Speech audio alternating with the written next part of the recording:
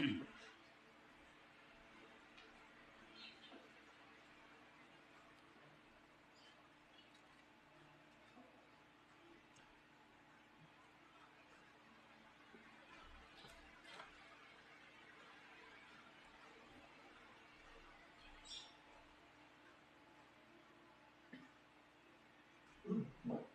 ating pong huling awiting spiritual, page 151, My Sheep Know My Voice.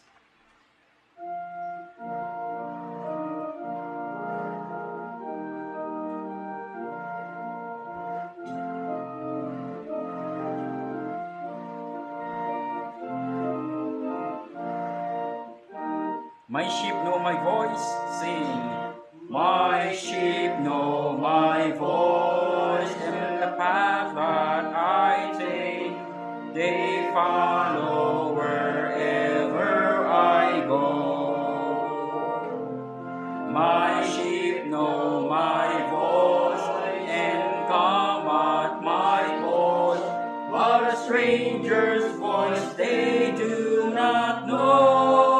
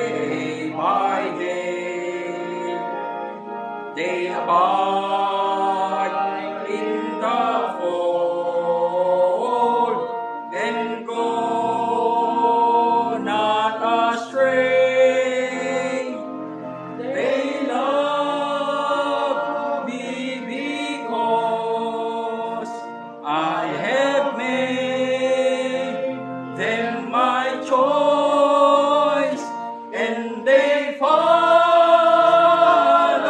my call.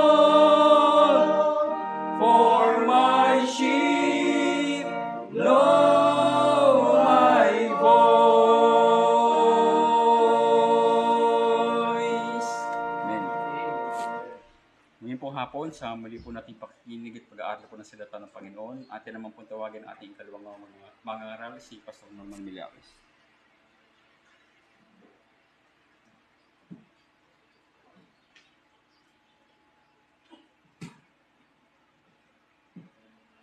Magandang hapon sa ating lahat. Sa pagpapatuloy po ng pag-aaral natin ng salita ng Diyos, ay buksan po natin ang ating mga Biblia sa Proverbs chapter 1. Proverbs chapter 1. Kawikaan, Kabanata 1. Basahin natin ang talatang 1 at 2. Narito ang sinasabi ng banal na kasulatan sa King James Version, English. The Proverbs of Solomon, the son of David, king of Israel. To know wisdom and instruction, to perceive the words of understanding. Tagalog, ang mga kawikaan ni Solomon na anak ni David na hari sa Israel upang umalam ng karunungan at turo, upang bulayin ang mga salita ng pagkaunawa. Pagpalain ng Panginoong Diyos ang pagbasa ng kanyang mga banal na salita. Getting wisdom, instruction, and understanding. Yan ang ating pag-aaralan, pamagat ng ating mensahe. Getting wisdom, instruction, and understanding. Manalangin tayo, humingi tayo ng gabay mula sa Diyos. Panginoon naming Diyos, purihin kayo sa pagbasa ng iyong mga salita na ipahayag ngayon. Dalangin namin, Panginoong Diyos, na bigyan niyo kami ng kaunawaan. Matuto kami mula sa iyong mga turo, sa iyong mga pangaral, sa iyong mga salita. Gabayan nawa kami ng banal na Espiritu, maliwanagan kami, at makita din namin ang tunay naming kalalagayan sa harapan niyo, sa salamin ng iyong mga salita. Dalangin namin, Panginoong Diyos, na kami po ay inyong pangaralan at maintindihan namin ang iyong mensahe. Dalangin namin ang banal na Espiritu po ang magbigay sa amin ng kaliwanagan at bumagabag ng aming mga puso. Ilantad niyo ang aming mga kasalanan, bagabagin niyo kami, magkaroon kami ng tunay na kalungkutan at pagsisisi sa mga kasalanan aming nagagawa laban sa inyo. Ito'y aming lubhang ikalungkot at magkaroon ng hangarin na itama ang aming mga pagkakamali at ituwid ang aming mga kalikuan at kami lumakad sa landas ng kabanalan, katwiran at katotohanan. Pagpalain niyo po kami, aming Diyos, mahabag kayo lagi sa amin. Sa banal na pangalan ng aming Panginoon at tagapagligtas na si Jesucristo, ito po ang aming dalangin. Amen. Please be seated. Ngayon pong hapon, simula ngayon, tayo po ay magkakaroon ng serye ng pag-aaral tungkol sa aklat ng mga kawikaan. Tatawagin natin itong gleanings from the book of Proverbs. So tuwing hapon yan ng Sunday, tayo po ay tutuon sa mga praktikal na mga pangaral at katuruan. Samantala, sa umaga naman ng Sunday, doctrinal. Puro doktrina yan. Kung nyo mapapansin, bumalik tayo sa Doctrine of Salvation last Sunday. At yan ay ipagpapatuloy natin. So sa umaga, doctrinal tayo. Sa hapon naman, practical application. Practical instruction. So magkakaroon tayo ng pagbubulay-bulay mula sa aklat ng mga kawikaan. Okay? Now, may utos po ang Biblia na tayo po ay magpakapantas. Yan ay mababasa natin sa Kawikaan, Kabanata 6. Punta natin ang Kawikaan, Kabanata 6, talatang 6. Sabi rito, pumaron ka sa langgam, ikaw na tamad, at tuturuan ka ng langgam. Ayaw mo? Ayun ang sabi, pumunta ka doon sa langgam, turuan ka, ikaw na tamad. Tuturuan ka ng kasipagan, kasi mga langgam, masisipag yan eh. Kaya kung saan natin matuto ng kasipagan, pumunta tayo sa langgam. Pag-aralan natin sila. Tuloy, sabi diyan, masdan mo ang kanyang mga lakad at magpakapantas ka. Ayan ang utos, magpakapantas ka. Diba? May utos na tayo ay magpakapantas o magpakatalino. Meron pa, sa Kabanata 8, chapter 8, verse 33, 33 naman, pakinggan niyo ang sabi, mga kinig kayo ng turo at kayo'y magpakapantas. O yan, utos yan. At huwag ninyong tanggihan. So maliwanag, may utos ang Biblia na tayo po ay magpakapantas. Gusto ng Diyos na ang kanyang mga anak ay pantas.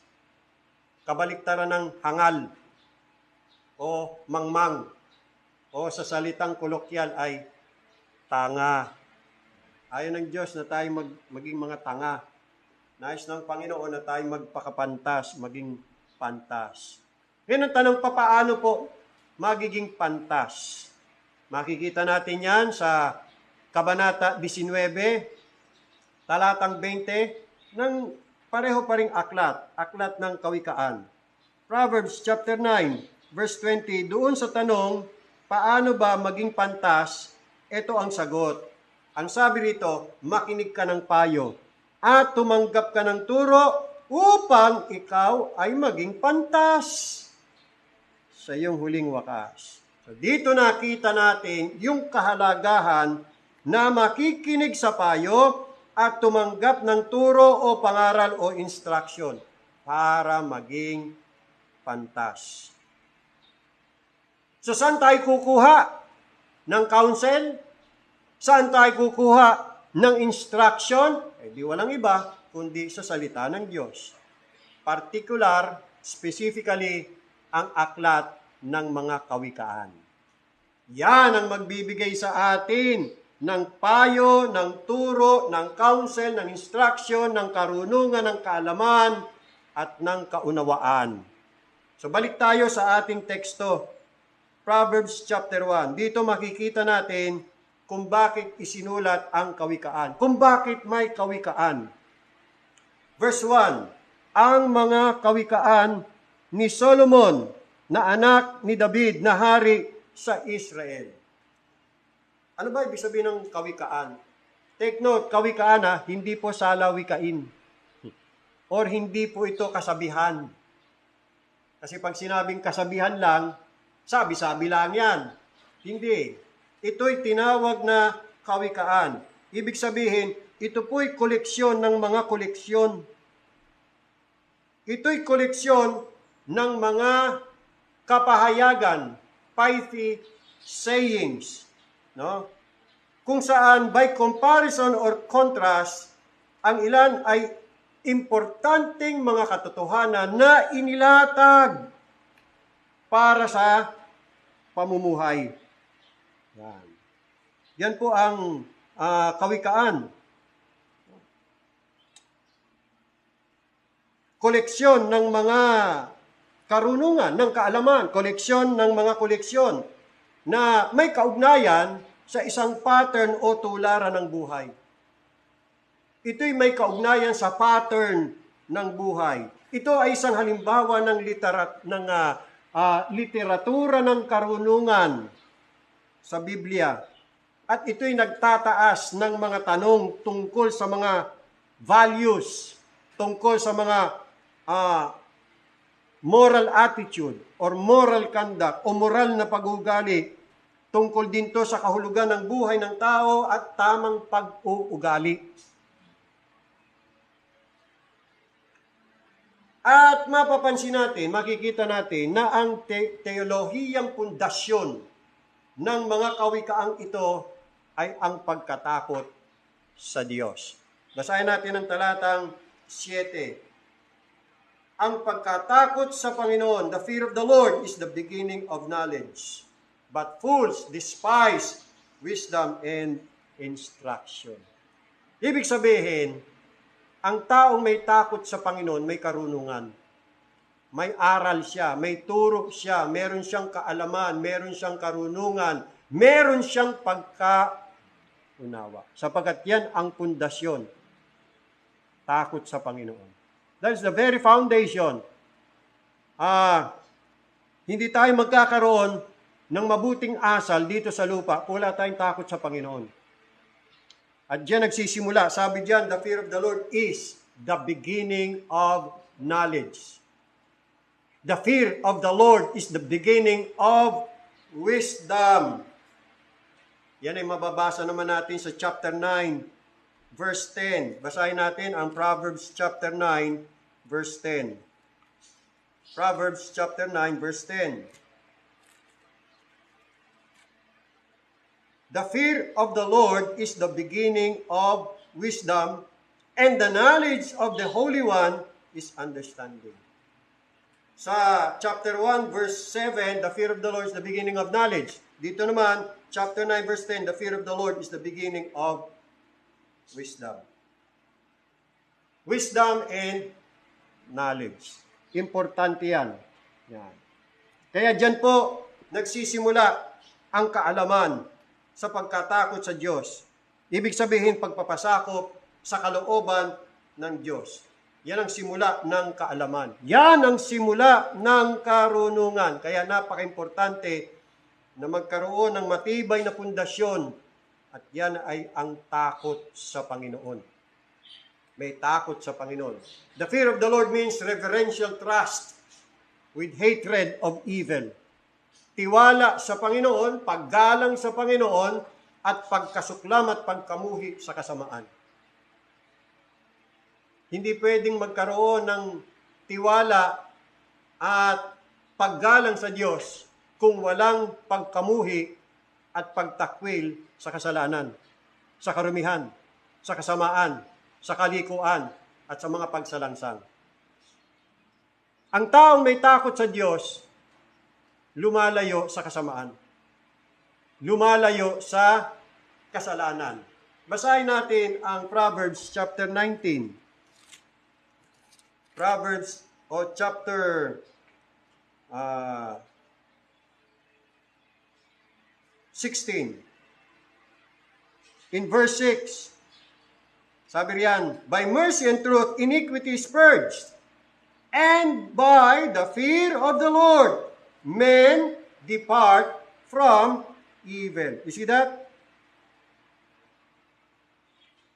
Pag ang tao walang takot sa Panginoon, hindi lalayo sa kasamaan.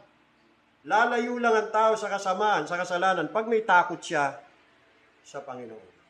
At kung ang tao may takot sa Panginoon, kaya niya lalayuan ang kasamaan at kasalanan kasi kinamumuhian niya yan. Kinasusuklaman niya yan. Yan naman ang sinasabi ng 8:13 ng Kawikaan. Proverbs chapter 8, verse 13. The fear of the Lord is to hate evil. You see? Siyempre, pagka kinasusuklaman ang kasamaan, lalayuan ang kasamaan. Kasi nga, pinandidiran nga yan. Inaayawan nga yan eh. Natural, lalayuan yan. Kaya yan ang pundasyon, takot sa Panginoon. Okay? Na bakit ba sinulat ang Proverbs? Sinabi yan ni Solomon, o sinabi yan sa ating binasa, sa ating teksto. Tingnan natin mga kapatid, in Proverbs chapter 1. Kaya itong kahalagahan ng Book of Proverbs. At sa iba pang mga salita, o aklat ng Biblia. Lahat yan mahalaga yan. Verse 2, narito ang mga dahilan upang umalam ng karunungan at turo. Yan. Gusto mong malaman ang karunungan at turo? Dumako ka sa Biblia. Dumako ka sa salita ng Diyos. Makakaalam ka ng karunungan, wisdom, at instruction. Pangalawa, upang bulayin ang mga salita ng pagkaunawa. Yan. Maraming salita, kailangan maunawaan. Dapat yan bulayin para makuha ang tunay na kahulugan. Nang sa ganun, magamit mo yan sa iyong pang-araw-araw na buhay. Pangatlo, upang tumanggap ng turo. Yan. Kailangan natin yan. Kailangan ng tao yan. Na siya'y maturuan, kailangan niya ng pangaral, turo, kailangan niya ng turo. So yan ang purpose ng Proverbs, para tumanggap ng turo. Para saan? Sa pantas na pag-uugali. Tingnan nyo. Para hindi tayo maging mga mangmang, hindi tayo maging mga hangal pagdating sa asal, pagdating sa ugali. Para hindi ka pagsabihan ng tanga. Napakatanga mo kasi. Kita mo nadaya ka. Napakatanga mo kasi. Kita mo naloko ka. Di ba? Ang katangahan, kabaliktaran ng karunungan. Dalawa lang naman yan eh. Either marunong ka o tanga ka. Anong gusto natin? Marunong o tanga? Diba? Yung taong hangal, mangmang, hindi niya alam kung anong gagawin niya sa buhay. So, kita niyo yung kalagahan ng karunungan at kalaman. Kita niyo yung kahalagaan ng turo. Yan. Tatanggap ka ng turo. You see? Tatanggapin mo lang. Kaya yan ay bigay. Kaya mamaya makikita natin, bigayan. Okay. 3, tuloy ng basa. Tuloy natin, upang tumanggap ng turo sa pantas na pag-uugali. Saan pa? Pantas sa katwiran. Yan. Para alam natin kung ano yung matuwid, kung ano yung tama, at yung mali at liko, iwasan, layuan. Di ba? Kailangan malaman natin yan. Ituturo yan ng kawikaan. Kasi may mga tao kasi, ang turing nila sa masama, mabuti. At kung ano yung mabuti, para sa kanila, masama. Ay nako, sa mundong ito, ganyan na. Kung ano yung liko, sa kanila matuwid. At kung ano yung matuwid, sa kanila, liko. Baliktad na. Kaya itong lipunang ito, sinumpa na yan ng Diyos. Sa aba ng mga nagsisitawag na mabuti ang masama at ang masama ay mabuti. Basahin natin yan sa Isaiah chapter 5. Isaiah chapter 5. Baliktad na. Mangmang ng mundong ito. Punong-puno na ng kahangalan. Bakit natin nasabi yan?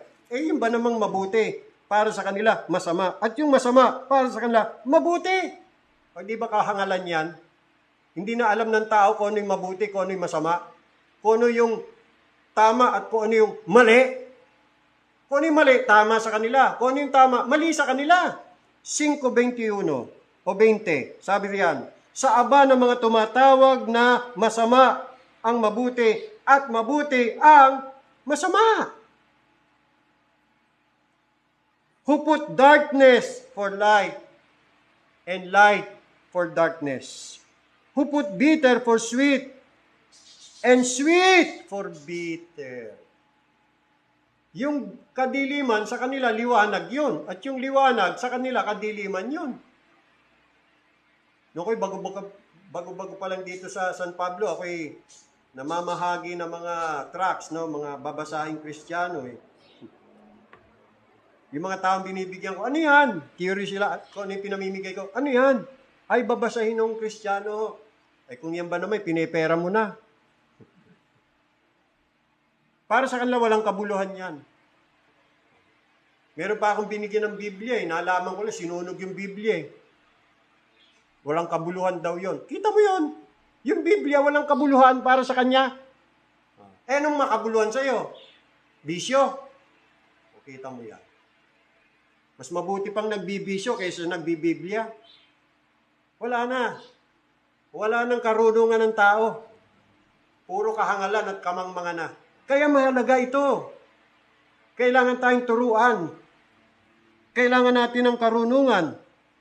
At yung mga tao na ang tingin nila sa mabuti, masama at masamay mabuti, ang tingin nila sa liwanag ay kadiliman at ang kadiliman ay liwanag, yan po yung mga tao nagpapakapanta sa sarili nilang paningin.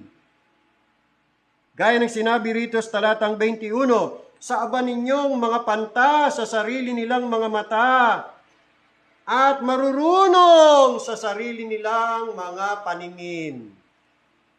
Yan ang problema. Panta sila, matalino sila sa sarili nilang paningin. Binabatay nila ang lahat ng bagay ayon sa kanilang akala. Akala nila itong mabuti, yung pala'y masama. Na paano natin nasabing masama? pag ibinatay mo na sa Biblia, sa salita ng Diyos. Ang Diyos lamang ang makapagsasabi kung ano ang mabuti sa iyo at kung ano ang masama sa iyo. Sinabi na yan ng Diyos kay Adam at kay Eve. Kaya nga ang Diyos nagtanim ng puno na nakakaalam ng mabuti at masama. Yan. At pinagbawal niya yung bunga ng punong kahoy na nakakaalam ng mabuti at masama. Kasi ang Diyos lang nakapag-determine kung anong mabuti para sa tao at kung ano ang masama. Ngayon, sabi ng Diyos, masama, nakainin mo yan. Huwag mong kakainin yan. Sa oras na kainin mo yan, tiyak na ikay mamamatay. Doon pa lang may instruction. Doon pa lang may turo ang Diyos. Huwag kang kumain masama. Ano pinili ng tao? Yung masama. Kumain siya. Nakita nyo? Yung ginawa ni Eva, in effect, ganito Diyos, alam ko pinagbawal niyo yan, pero ako na ang magpapasya sa sarili ko kung ano ang mabuti at kung ano ang masama. Para sa akin, masarap kainin, kakainin ko. Kasi ang sabi nitong ahas, magiging Diyos din daw ako. Kitan mo yan. Hindi nakinig sa Diyos, nakinig dun sa ahas. Hindi niya ginawang pamantayan at panuntunan yung salita ng Diyos sa kanyang buhay. Kaya sinuway niya ang Diyos. Nagmarunong ang tao sa Diyos. Akala ng tao, alam niya na kung anong makabubuti para sa kanya. Nagkamali siya. Kaya yun, napahamak. Nagmarunong ang tao. Tanda ho yan ng kayabangan. Kaya mga tao nagpapakapanta sa sarili ng mata, sa sarili ng paningin. Akala nila, alam na nila ang lahat. Ganyan kahangal ang tao. Kaya dapat tayong makinig sa mga pangaral ng Diyos, sa kanyang mga turo, sa kanyang mga pangaral, sa kanyang mga kautusan, upang tayo'y makapamuhay ng matuwid, tama, at nararapat. Balik tayo sa Kawikaan. Nakita natin ang layunin, purpose nitong Kawikaan kung bakit isinulat ni David upang umalam ng karunungan at turo, upang bulayin ang mga salita ng pagkaunawa, talatang 3, upang tumanggap ng turo sa pantas na pag-uugali, maging sa katwiran, at kahatulan. Magkaroon tayo ng tamang judgment. Lalo na sa mga pagpapasya, ano ba gagawin ko? Yan. Pag ganito ginawa ko, ganito mangyayari. Pag ito ginawa ko, ganito mangyayari. So, kailangan kong magpasya. Kailangan kong mag-judge. Ano ang gagawin ko? Yun. Sa puntong yan, kailangan mo ng turo. Instruction. Para makapagbigay ka ng tamang judgment sa buhay. Lalo na sa buhay mo. At karampatan. Verse 4. Ito pang layunin. Upang magbigay ng katalinuhan sa musmos o simple. Yung mga musmos, wala pang alam yun Medyo may alam nyo na, may katangahan. Musmos pang kaalaman Kaya, kung musmos ang isang tao, ayan, mahalaga sa kanya ito. Ang kawikaan ang magbibigay sa kanya ng katalinuhan. Ikalawa, kaalaman at pagbubulay-bulay sa kabataan. Listen, mga kabataan. Kayo mga nanunood ng mga kabataan, kailangan nyo ito. Huwag nyong ipagpalagay na alam na ninyo ang lahat. Hindi pa. I tell you, hindi pa. Kailangan ninyo ng kaalaman, kaya makinig kayo sa turo. Instruction. Bibigyan kayo ng kaalaman. At ang kaalamang yan, ang magiging gabay ninyo sa tamang daan ng buhay. Verse 5, upang marinig ng pantas, o kahit pantas, tuturuan din. Kaya wag mong sasabing pantas ka na, may alam ka na, matalino ka na. No. Kung totoo ka matalino, makikinig ka. Kasi ang taong tunay na matalino, nakikinig. At dahil siya'y makikinig, lalo siyang tatalino. Tingnan niyo sabi riyan, upang marinig ng pantas at lumago sa ikatututo. Dito sa pag-aaral natin, malalaman niyo kung sinong taong matalino at kung sinong hindi. Akala niya matalino siya, pero ang totoo, hindi. Malalaman natin yan. At, tuloy ang basa, upang tamuhin ang taong may unawa. Tingnan niyo, may unawa na yan, ha? Pero makikinig pa rin sa turo. Makikinig pa rin siya sa aral. Hindi siya yung, uy, alam ko na yan. Hindi ganun ang taong tunay na may alam. The fact na sinasabi mong, alam ko na yan, hindi na ako kailangan makinig, wala kang alam. Yan ang ituturo sa atin ng kawikaan. Kung sino talagang taong matalino at kung sino taong may kaalaman.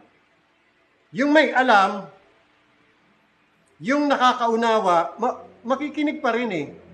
Upang tamuhin ng taong may unawa ang magagaling na payo. Verse 6, upang umunawa ng kawikaan. Ayan ang kailangan natin.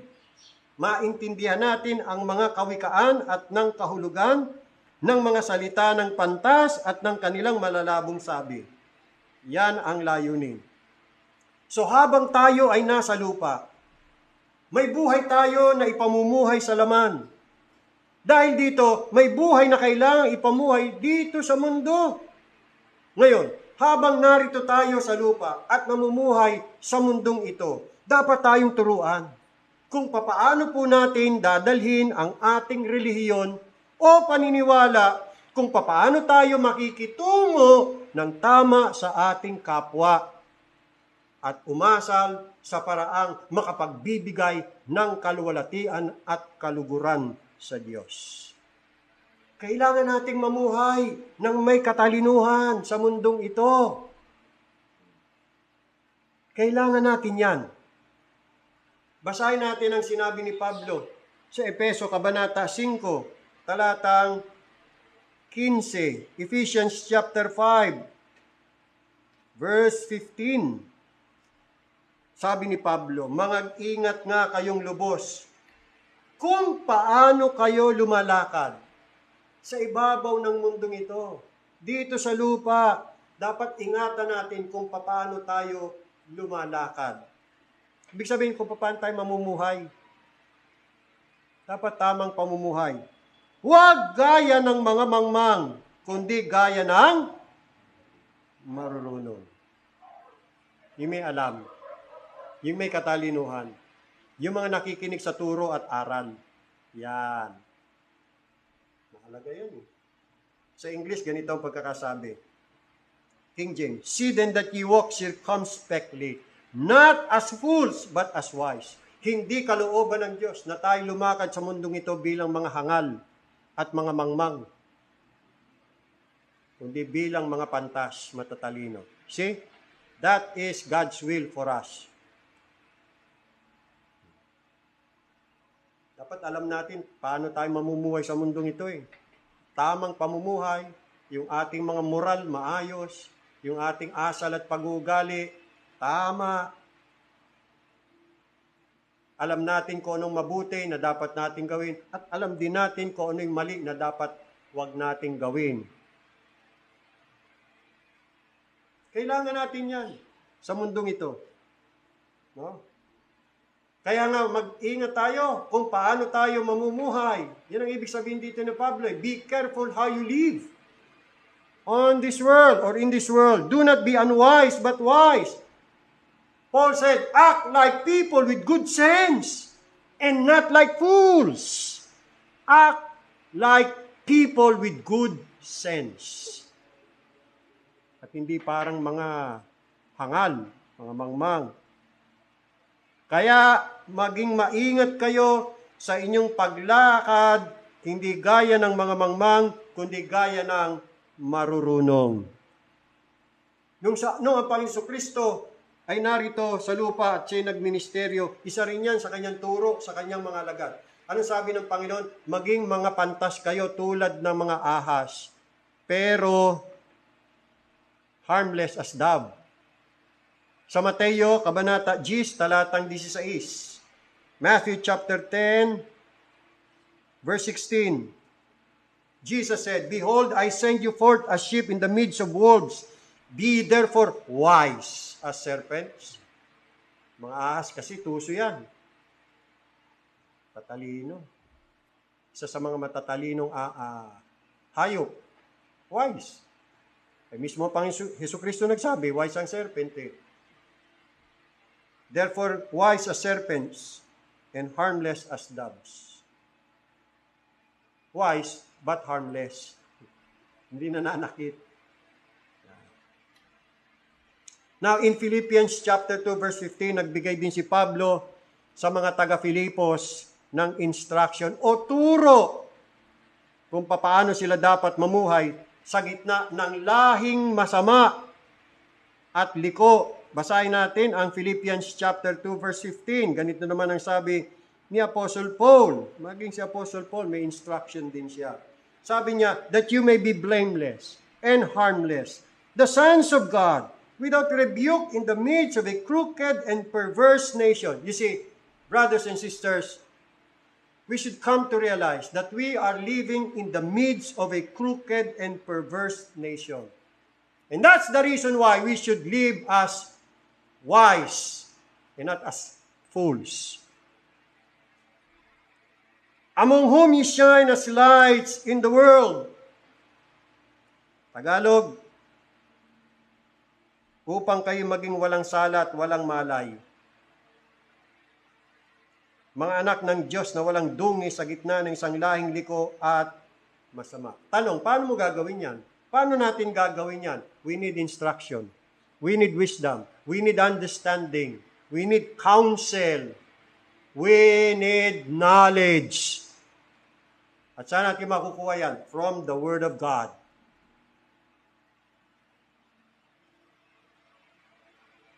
Importante yan sa ating buhay. Kailangan natin yan. Kaya, magiging maingat tayo sa ating pamumuhay. Kasi nabubuhay tayo sa gitna ng isang lahing liko at masama eh. Delikado. Na pag hindi tayo nag-ingat, baka mapasama tayo dyan. Baka malamon tayo ng sistema, malamon tayo ng masamang pamumuhay, masamang sistema ng sanlibutan. At doon umayo na tayo. Sabi pa naman ng Biblia, be not conformed to this world, but be transformed by the renewing of your mind.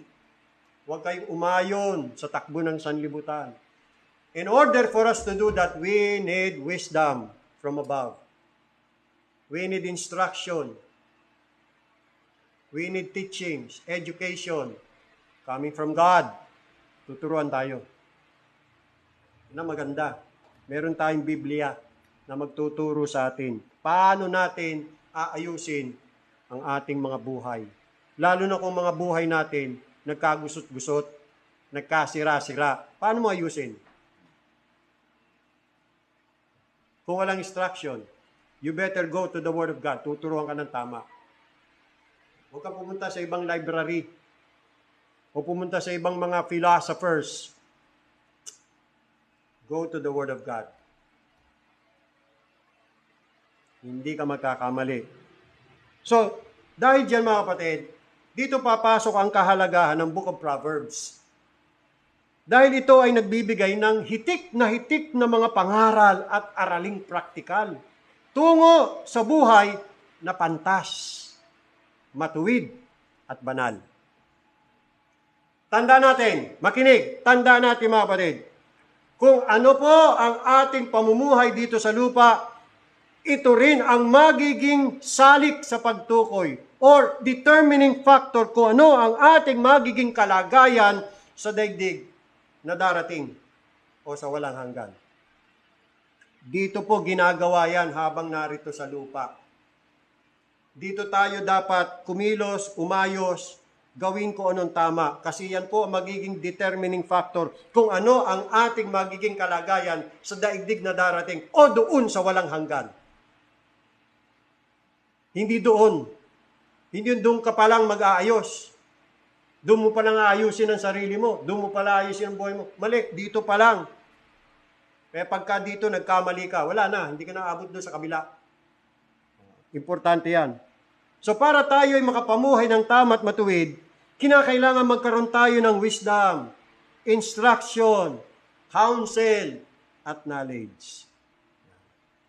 Alright. So, sa ating mga tatalakayin, una sa lahat, now, mga importanteng bagay na dapat nating malaman. Alright, sa ating panimula. Actually, introduction lang muna ito, mga kapatid. At lalalim pa tayo sa mga darating na linggo sa ating pag-aaral. Una, sa ating intensyon. Now, hindi po natin intensyon na gumawa ng isang exhaustive study o ng verse-by-verse study ng Book of Proverbs. Hindi natin gagawin yan. Masyadong malawak po ito, napakarami nito. Tayo po ay pupulot lamang ng mga ginintuang aral mula dito. Ang tawag dyan, gleanings.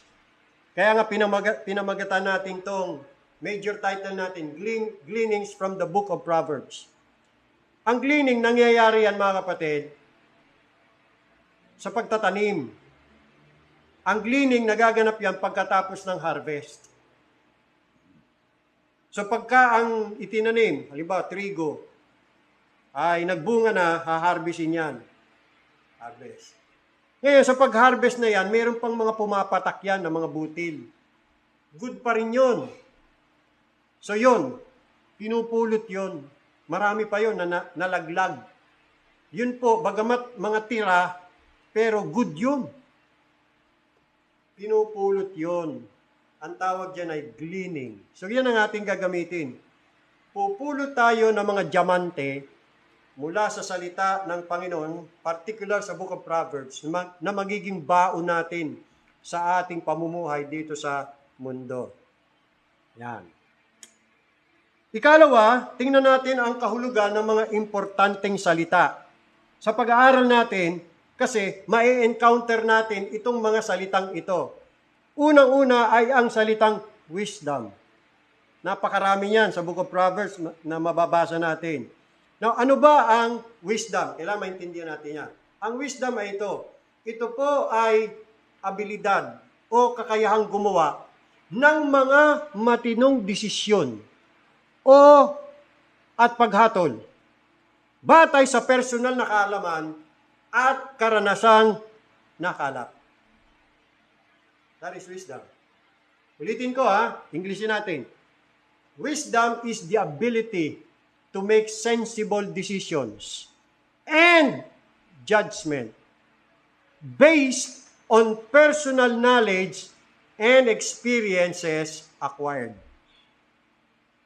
That is wisdom. Ang wisdom, yung mabuting pakiramdam na ipinapakita, having good sense, mabuting pakiramdam na ipinakikita sa pag-iisip o sa paraan ng pag-iisip, paghatol o aksyon. Having good sense that shows good thinking, good decision, good judgment, and good action. That is wisdom. Next is the word prudence. Mababasa natin yan, paulit-ulit yan sa Book of Proverbs. Prudence. Ano ang prudence? Okay? Ang prudence, paggamit ng mabuting paghatol para isaalang-alang ang mga posibleng kahinatnan at kumilos ng naaayon. Prudence is using good judgment to consider likely consequences and then act accordingly. Nanuhan po ba natin? Halimbawa, bigyan natin ng example. Sa Proverbs chapter 8, verse 12, mababasa natin salitang prudence dyan. Proverbs 8:12. I, wisdom, dwell with prudence. So, ibig sabihin, kung may prudence, may wisdom. Kung may wisdom, may prudence. Yan. But they are not synonymous. Although, kung minsan, ginagamit interchangeably, pero meron din silang sariling kahulugan. Although they are almost synonymous. but they have differences. I, wisdom, dwell with prudence, and find out knowledge of witty inventions. Tagalog, akong karunungan ay nakatirang kasama ng katalinuhan. So sa Tagalog, yung wisdom tinranslate karunungan. Tapos yung prudence, katalinuhan. Parang parehas lang, ano? Pero hindi. Mamaya, paliliwanag pa natin kung anong pagkakaiba. At natatagpuan ko ang kaalaman at tamang kahatulan. Next, in Proverbs chapter 22, verse 3. 22 verse 3. Yun na natin. Ito. Dito magkakaroon tayo ng practical example. A prudent man foreseeth the evil and hideth himself. But the simple, meaning the fool, simpleton, pass on and are punished. Basahin ko sa Tagalog. Para maintindihan natin kung anong ibig sabihin ng prudence in application. Alright. Proverbs chapter 22, verse 3. Ayan. Sa Tagalog kasi ganito, ang mabait na tao. Pero hindi ako sang-ayon doon sa translation, ang mabait na tao. Mabait na tao. Mali. Tingnan ko sa ibang salin, ha. Proverbs chapter 22, verse 3. Tingnan nyo. Sabi rito sa Ang Biblia Tagalog 2001, ang matalinong tao. Pwede pa. Sino tao matalino? Ay nakakakita ng panganib. At dahil dyan, nagkukubli siya. Foreseeth. Wala pang panganib, pero nakikita niya na. Nako-foresee niya na. Yan. Hindi pa nangyayaring panganib, ha? Nakikita pa lang niya. Ibig sabihin, yung panganib na yun ay posibleng mangyari. At dahil dyan, kinukonsider na nung taong matalino kung ano ang gagawin niya. Kung tutuloy pa ba siya o hindi. Yon! Yung taong matalino, sabi dyan, nagkukubli na. Pero tingnan nyo, in comparison sa taong hangal, ngunit nagpapatuloy ang walang muwang at siya'y nagdurusa. You get the point? Nakita nyo kung ano ibig sabihin ng prudent man or prudence? He foreseeth evil. Kaya hindi na siya nagpapatuloy. Umiiwas na. You see, pag ang tao ay may prudence, nakikita niya na kung anong pwedeng mangyari. Lalo pat kung ang mangyayari ay masama, hindi na siya tutuloy. Or in other words, hindi niya nagagawin. So makakaligtas siya. Makakaiwas siya sa panganib. Tulad halimbawa, ang taong may prudence, nakikita niya, he foreseeth evil. What evil? What kind of evil? It is the evil of sin. And he has that sense. Alright? Ang sabi natin, ang prudence ay using good judgment. See? Nakakakita na siya ng kasamaan, he foreseeth evil, kung kaya't he is using good judgment, he has that sense na mahatak siya. Matutokso siya. Kaya nga appearance of evil pa lang, lumalayo na siya. Yan ang taong prudent. Di ba may utos sa Biblia? Abstain from all appearances of evil. Hindi pa evil, appearance pa lang. Pero nasa-sense na ng taong may prudence na delikado. Lalayo na siya. Hindi katulad ng taong hangal, aali-aligid pa, magiging curious pa, at baka subukan pa. Kaya ano nangyari? Hulog sa bangin. Hulog sa tukso. Not only he foreseeth evil, but he also foreseeth the evil of punishment. not only the evil of sin, but also the evil of punishment. Alam niya na pagka ginawa niya yon, God will judge him. Kaya hindi niya gagawin. Alam niya, hatulan siya. Alam niya, paparusahan siya ng Diyos. Alam niya na ito'y magdudulot sa kanya ng kasamaan. Alam niya na ito'y may consequence na hindi niya magugustuhan. The evil of punishment. You see? Kaya, prudence involves making wise decisions and managing practical affairs discreetly. Another example, halimbawa, organizing finances. Ikaw, kung may trabaho ka, alam mo na ang pera hindi lang ginagastos. Kasi karamihan sa mga tao, ang alam lang nila sa pera, gastusin. Maraming ginagawa sa pera. Unang-una, ang pera kinikita. We earn money. We do not just spend money, but we also earn money, spend money. O yun lang ba alam natin? Earn and spend. May pangatlo, we need to save money. Okay? Kung ang tao ay may prudence, dapat matuto siyang mag-ipon. Hindi puro gastos. Pagkasweldo, gastos. Sweldo, gastos. Dapat, pagkasweldo, gastos, ipon. Para ano? Para saan? For future. Lalo kung may mga emergencies. See? Iniingatan niya yung household finances in order. Binabayaran niya ang kanyang monthly bills ng on time. Sinesettle niya ang kanyang mga utang. At ina-allocate niya ang savings each month. Sapagkat naniniwala siya sa kasabihang kung may isinuksok, may madudukot. Yun yung prinsipyo ng mga langgam. Kaya sabi ni Solomon, ikaw na tamad, punta ka doon sa langgam. Tino yung mga langgam? Busy, trabaho ng trabaho, nag-iipon sa summertime.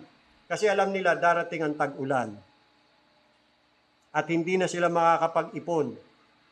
Kaya pagdating ng tag-ulan, meron silang ipon. Hindi sila magugutom. That is prudence. Using good judgment to consider likely consequences that might happen.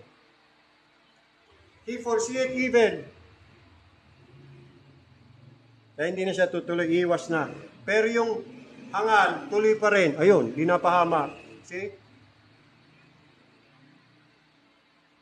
Ito ang naidudulot ng prudence. Another thing. Diba? May anak ka, nag-aaral ang anak mo, may pasok ang anak mo, periodical exam nila, pero napakalakas ng buhos ng ulan. Papapasukin mo ba o hindi? Ano gagawin? Para makapag-desisyon ng tama, you need prudence. Using good judgment, yun po ang sinasabi natin. To consider likely consequences and act accordingly. Kasi may mga magulang, kasi gusto ko yung anak ko, laging honor yan. May exam sila. Kailangan papasukin ko yan. Ano pinapasok? Baha. Ayun. Di inanod ng baha yung anak niya. Hindi nag-isip. Anuhin mo yung mataas na grade. Mapahamak naman anak mo. Di ba? Using good judgment. See? Tanda natin mga kapatid, nag-iiba-iba ang pagiging prudent o maingat. Batay po yan sa mga individual na kalalagayan. Pero, sa pangkahalatan, ay nagsasangkot ito ng maingat na paggawa ng desisyon at pagsasaalang-alang ng mga pangmatagalang kahinatnan. Dapat isasaalang-alang natin palagi kung ano ang magiging pangmatagalang kahihinatnan. Tsaka tayo magdidesisyon at tsaka tayo gagawa action.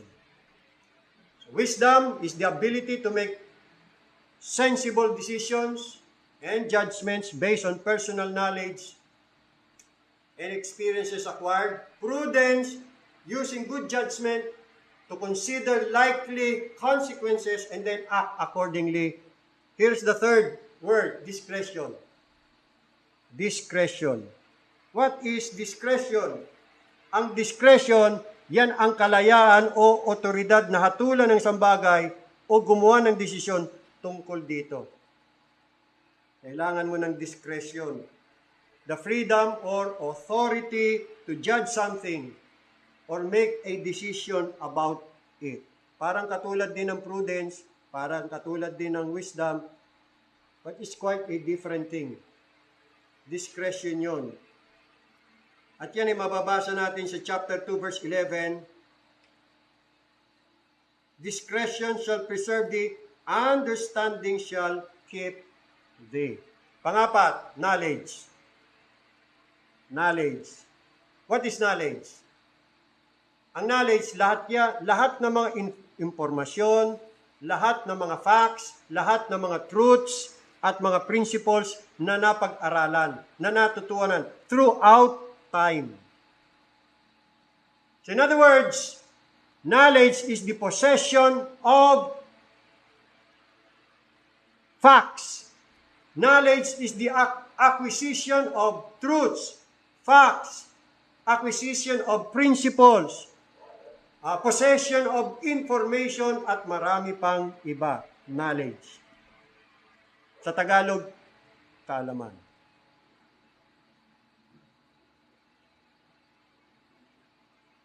Saan nakakakuha ng knowledge? Hindi sa pag-aaral at sa karanasan. So yan yung ilang mga bagay na mababanggit, madalas na binabanggit sa Book of Proverbs. Na pangatlo, may nagtanong, at malimit ito ang tinatanong, anong pagkakaiba ng wisdom sa knowledge? Kasi akala nila parehas yan. Hindi ho. Akala lang natin parehas lang ang wisdom at knowledge. Pero magkaiba ho yan. Magkaiba. Sa papanong paraan? Ito po, sa simpleng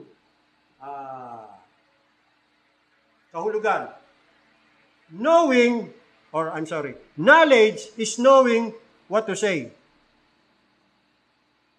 Wisdom is knowing when to say it. Ulitin natin. Knowledge ay yung alam mo kung ano sasabihin mo.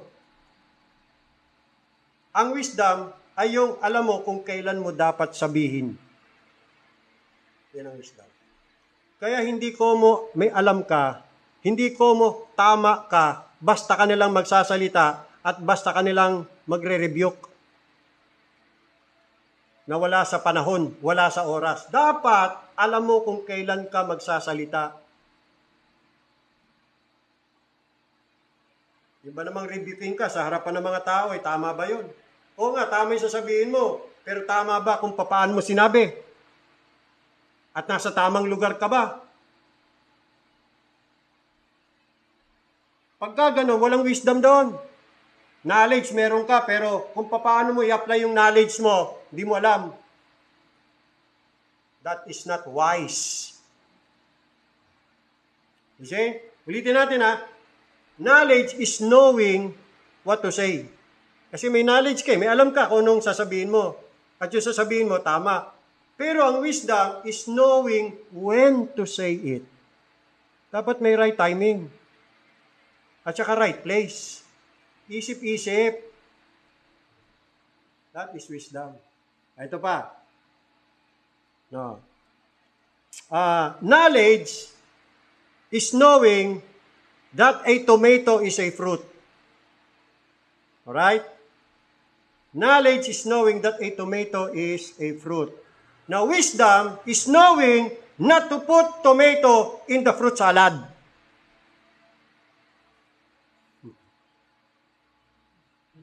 Sama mo kamatis sa fruit salad. Sige, subukan mo. Ano lasa niyan? Hindi, di ba prutas yan? Sabi mo, tomato is fruit.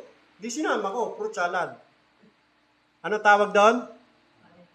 Ay, T-A-N-G-A.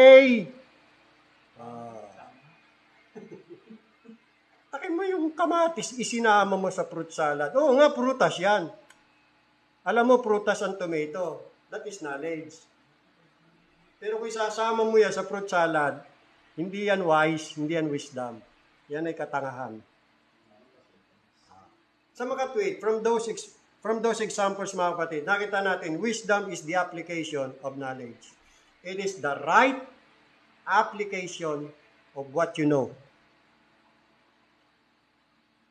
Kasi kahit may alam ka, hindi mo naman alam kung paano mo yan gagamitin, paano mo yan i-apply. Ay, T-A-N-G-A ka. You see? Kaya hindi lahat ng may alam, matalino. Di ba? Nalaman natin yan. Nagsisimula pa lang tayo sa pag-aaral natin, mga kapatid, ha? Marami pa tayong matututunan sa Book of Proverbs.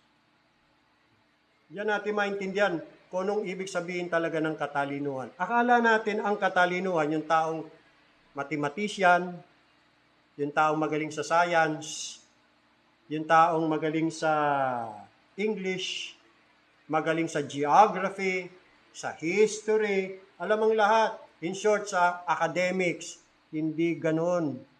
Mali. Hindi ganyan ang tawag ng Biblia sa taong matalino.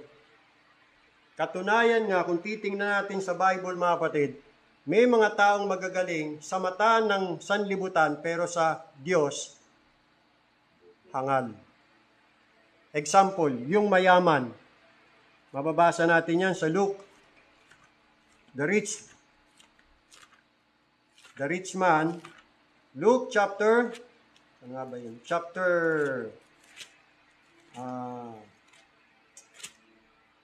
13? Or, let me check. No.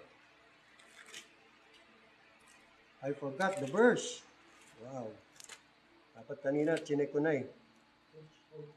Ha? Okay, yun.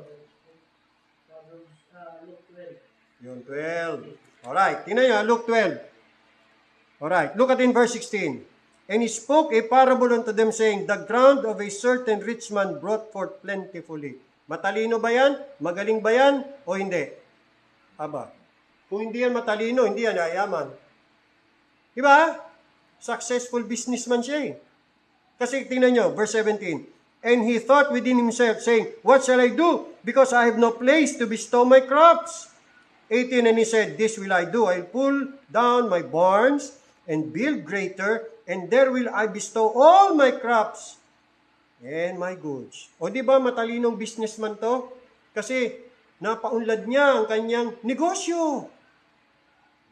Matalino, mahusay, magaling. Sa paningin ng sanlibutan. Pero sa Diyos. Ano tawag sa kanya ng Diyos?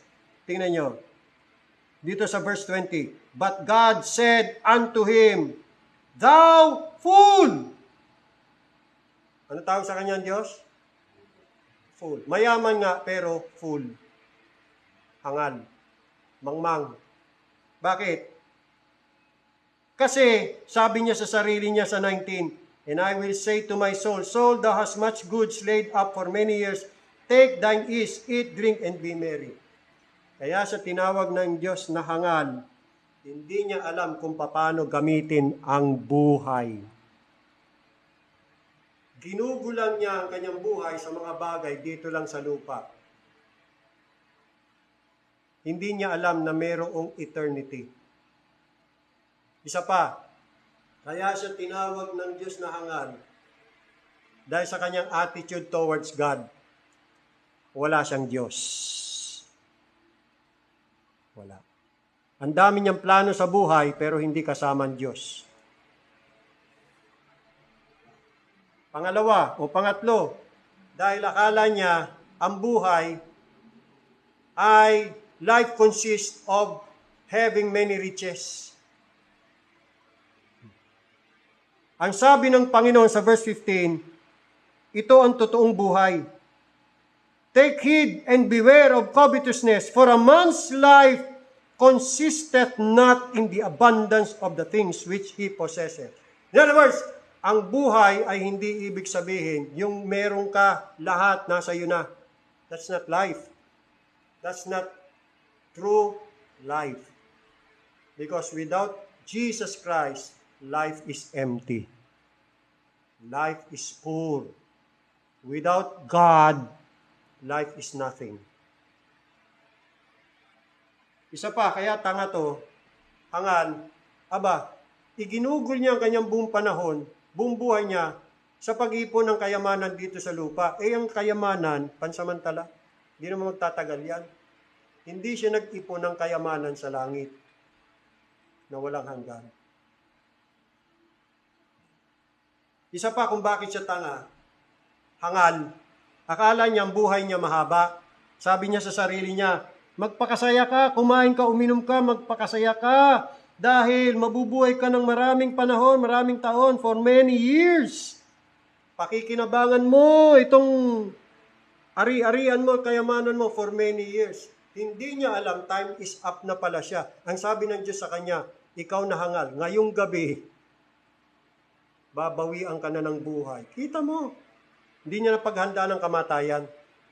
Ang pinaghandaan lang niya, buhay. Hindi niya pinaghandaan ang kamatayan. Tapos nagplano siya para lang sa kanyang katawan. Wala siyang plano para sa kanyang kaluluwa.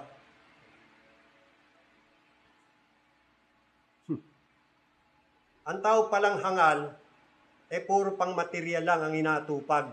Hindi niya inaatupag ang mga bagay na spiritual at walang hanggan.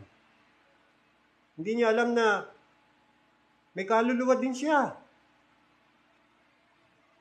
Puro sa katawang lupa lang. Lupa naman, mabubulok, mamamatayan, mabubulok yan.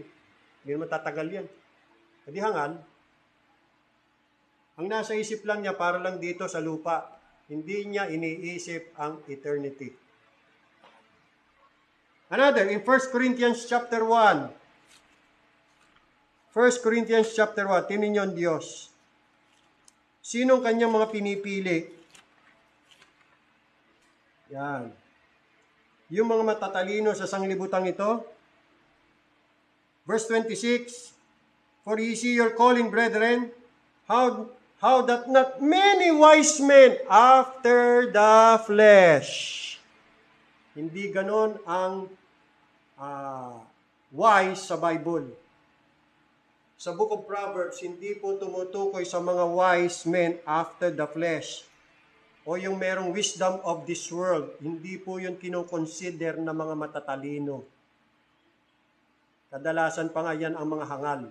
Katulad ng nakita natin sa mayaman. Mayaman nga siya, pero hangal. Mayamang hangal. Para sa Diyos, hindi yan matalino, hangal. Kaya maraming taong matatalino, sa laman lang, dito yan sa laman. Sa mga taong sanlibutan, hinahangahan siya, matalino siya, pero hindi siya Diyos. Wise men after the flesh. Hindi yan ang mga tinawag ng Diyos. Not many mighty, not many noble are called, but God hath chosen the foolish things of the world. Foolish sila in the eyes of the world. Kasi nga, magkaiba ang Diyos at sanlibutan. Ang tingin ng Diyos sa matalino, ang tingin ng sanlibutan, hangal.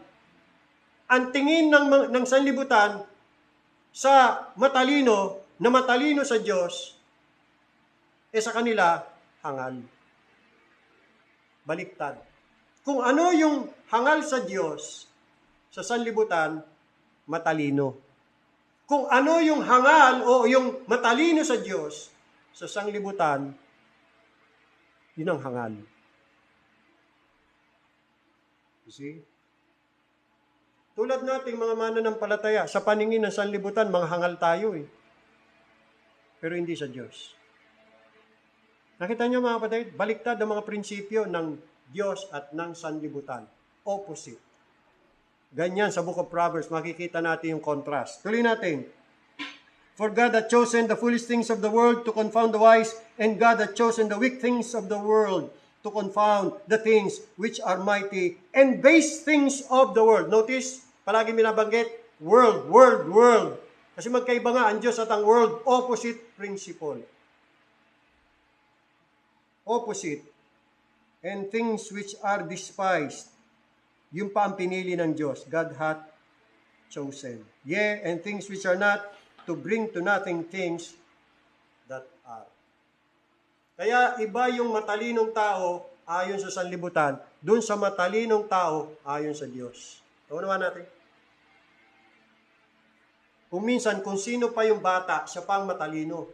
At kung sino pa yung pantas o adult, siya pa yung hangal. Basa, Mateo 13 o Mateo 11, Matthew chapter 11, Matthew chapter 11, tingnan niyo po sa talatang 25. At that time Jesus answered and said, I thank thee, O Father, Lord of heaven and earth, because thou hast hidden these things from the wise and prudent, and hast revealed them unto babes. Kaya kung sino pa yung mga sanggol, sila pa yung tumalino. At kung sino pa yung mga matatalino, yung wise and prudent, sila pa ang nagbukhang hangal sa paningin ng Diyos. See? Kaya iba ang definition ng wisdom at wise sa Diyos. Hindi katulad ng definition sa sanglibutan. Tanda natin yan, mga kapatid. Sa Diyos, ang taong wise ay yung nalalaman niya, ginagawa niya.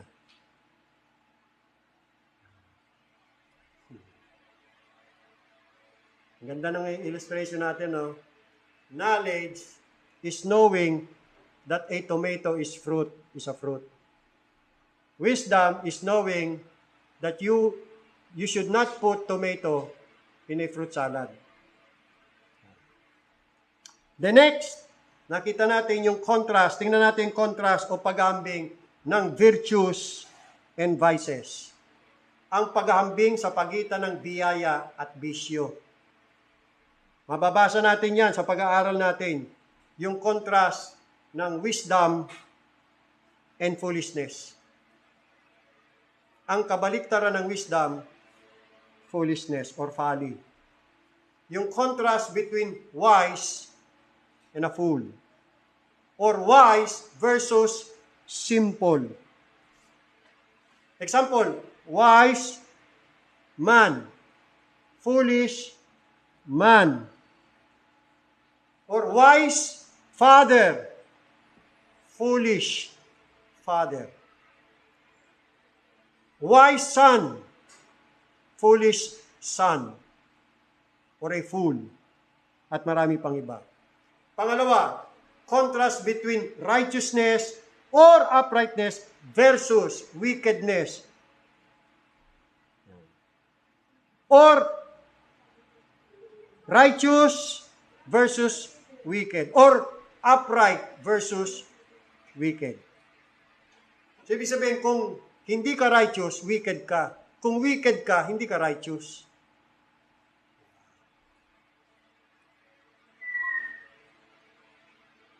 Nakuha niyo mga kapatid. Kung hindi ka wise, fool ka.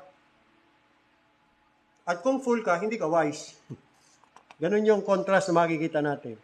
Ito pa ang contrast. Just versus unjust. Or just versus hypocrite. Ito pa. Gracious woman or virtuous woman versus foolish woman or harlot woman. Kung hindi ka wise woman, the Bible calls you a foolish woman.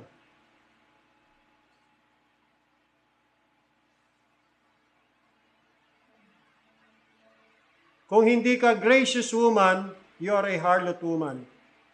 If you are not a harlot woman, the Bible considers you a gracious woman. Yan yung mga contrast na makikita natin. Dalawa lang talaga. It's either positive or negative. It's either good or evil. Walang middle ground, ha? Wala. Yan. Now, ilan sa mga biyaya or virtues na pinapurihan o kapuri-puri sa aklat na ito, sa aklat ng Proverbs, ay yung paghahangad ng karunungan. Kapuri-puri yan. Yung taong naghahangad ng karunungan, may mabuting layunin sa buhay. Pangalawa, yung respeto at katapatan sa mga magulang at nakatatanda. Tinuturo yan sa Book of Proverbs. Yung filial piety. Isa pang magandang virtue o katangian na kapuri-puri ay yung pagkamatulungin o yung pagiging bukas palad. Yung giver. Yan. Pag-aralan natin yan. Isa pang kapuri-puring virtue ay yung katapatan sa tahanan or domestic faithfulness. Yung lalaki, tapat sa kanyang asawa at pamilya. Yung asawang babae naman, tapat sa kanyang asawang lalaki at sa kanyang mga anak. Faithful. Hindi mga adulterer and adulteresses. Hindi mga mangangalunya. Hindi mga taksil sa isa't isa. Sa mga tweed, pagka pala ang isang asawa, mangangalo niya, ang tawag ng Biblia dyan, hangal. Pagka ang isang babae, pinababayaan ng kanyang pamilya, ang tawag ng Biblia dyan ay wicked, foolish, hypocrite. You see that? You see that? And then another virtue na commended o kapuri-puri ay yung katapatan sa negosyo. Honesty in business. Nandyan yan. Pag-aaralan din natin yan. Samantala, ito naman yung mga vices o bisyo na kasumpa-sumpa. Ano-ano yun? Katakawan. Yung kawalan ng pagpipigil sa pagkain at pag-iinom. Kasumpa-sumpa yan. Ano pa? Yung pong walang pagpipigil sa paggawa ng kasamaan. Bigay todo. Ang tawag dyan, licentiousness. Yung pong tulad ng paggawa ng masasamang bisyo at immoralidad o sexual immorality. Kasumpa-sumpa yan. Ano pa ang mga sinusumpang mga bisyo sa Book of Proverbs? Kasinungalingan o kabulaanan. Lalo na yung mga false accusation, false witness, lagot yung mga yan. Delikado yan, mga kapatid. Pag-aaralan natin yan. Ano pa? Ang kasumpa-sumpa at kinukundina, katamaran. Daming aral dyan sa Book of Proverbs tungkol sa katamaran. Ano pa ang kasumpa-sumpa? Pagtatalo, pag-aaway, at masamang barkada, masamang samahan, bad company. Kinukundina yan ng Book of Proverbs. So ilan lang yan mga kapatid sa mga tatalakay natin at pag-aaralan natin. Now lastly mga kapatid, napakahalaga talaga ng karunungan. Kaya ang utos or payo ni Solomon, tingnan natin sa Proverbs chapter 4 verse 7, wisdom is the principal thing. Therefore, get wisdom. And with all thy getting, get understanding. Yan ang pangaral, yan ang turo, yan ang payo ni Solomon. Na napaka-importante ng wisdom. Kaya sabi niya, kumuha ka, magkaroon ka ng wisdom. And in all thy getting, you will get understanding. Hindi ko alam mga kapatid kung anong impact sa inyo to, kung gaano kahalaga talaga ito. Maaaring binasa lang ninyo, binasa lang natin, walang impact. Sana sa pag-aaral natin makita natin kung gaano kahalaga ang wisdom. At sikapin natin na bigyan tayo ng Panginoon ng karunungan. Kasi ang karunungan, kung ikukumpara ninyo sa kayamanan. Walang sinabi kayamanan. Tingnan nyo chapter 3. Chapter 3. Sabi dyan, chapter 3, verse 13 muna. 13, 14, and 15. Happy is the man that findeth wisdom, and the man that getteth understanding. For the merchandise of it is better than the merchandise of silver, and the gain thereof than fine gold. Kung ikaw pamimili ng Diyos, anong gusto mo? Wisdom or gold? Wisdom o Yamashita treasure? Sabi rito, she is more precious than rubies, 15, and all the things that thou canst desire are not to be compared unto her. Gaano kaya kahalaga yan? Gaano katutuo ito sinabi ni Solomon? Maniwala tayo kay Solomon dahil na-experience niya yan eh. Baliwala ang gold, baliwala ang silver, baliwala ang rubies or precious stones kumpara sa karunungan. Ito lang, practical na halimbawa. Halimbawa, may taong tumaya sa loto, nanalo ng 100 million. Sabi mo, swerte, no? Kapalad. Blessing, blessing, blessing. Ano nangyari sa buhay? Naging makasanlibutan. Siyempre, daming pera eh. Tour dito, tour doon. Abroad dito, abroad doon. Pasyal dito, pasyal doon. Bili dito, bili doon. Yan. Lahat ng luho nabili. Kaya pati yung mga bawal na hindi dapat kainin, kinakain. Kasi masarap. Kahit mahal, may pera naman. Bisyo, natuto. Kasi may pera eh. Kayang bilhin lahat. So nagbisyo si lalaki, nagbisyo si babae, pati mga anak, bili lahat ng hilig, bili lahat ng gusto. Sa madaling salita, dahil sa pera, nawasak, nasira ang kanilang buhay. Yung lalaki natutong mang babae kasi marami siyang pera. Yung babae naman naging maluho kung ano-ano ang mga pinagbibili kahit hindi naman importante o kailangan. Yung mga bata kung ano-ano rin ang mga pinagbibili, nasirang moral, nawasak. Tanong, blessing yon? Yung pera ba nila naging blessing sa kanila o naging sumpa? At bakit naging ganun ang kanilang buhay?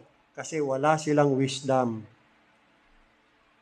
Hindi nila alam kung paano nila gagastusin ang kanilang pera.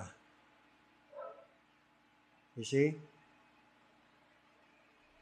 Pag may wisdom ka, you will handle your money wisely. Pag walang wisdom, kahangalan ang gagawin. Kaya dapat ganito, wisdom muna bago pera.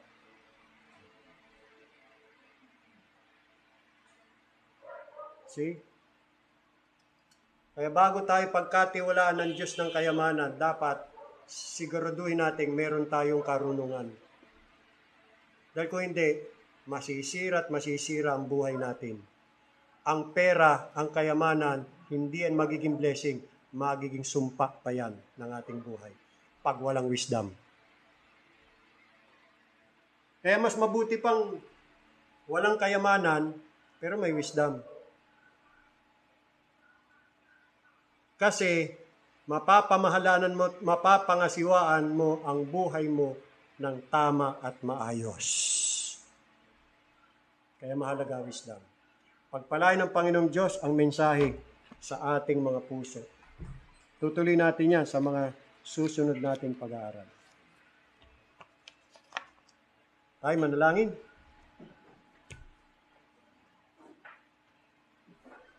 Dakilang Diyos na banal, salamat po sa iyong mga salita. Talagang mga gininto ang aral. Napakaganda ng iyong katuruan Napakaganda ng iyong mga pangaral, ng inyong mga kautusan, na dapat ito'y aming pakinggan, pag-aralan, bigyan ng panahon at atensyon.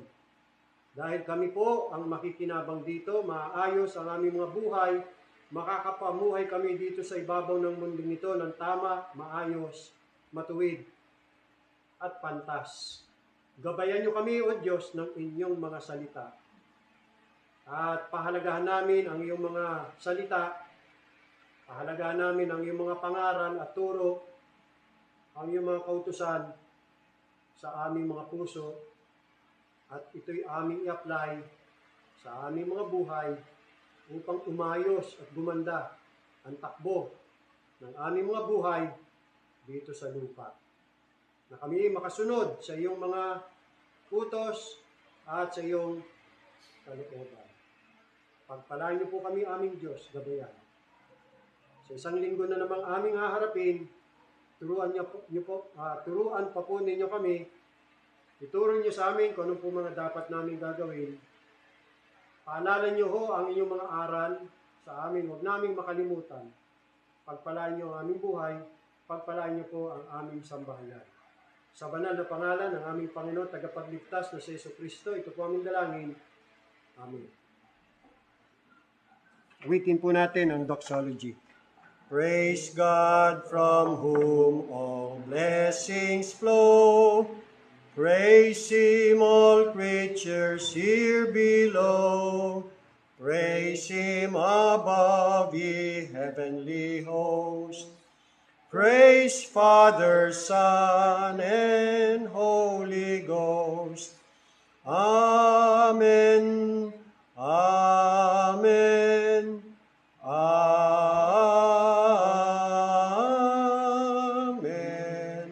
Magandang gabi ho sa ating lahat. Tapos na ating banal na pagtitipon. Pagpalain tayo ng ating Panginoong Diyos.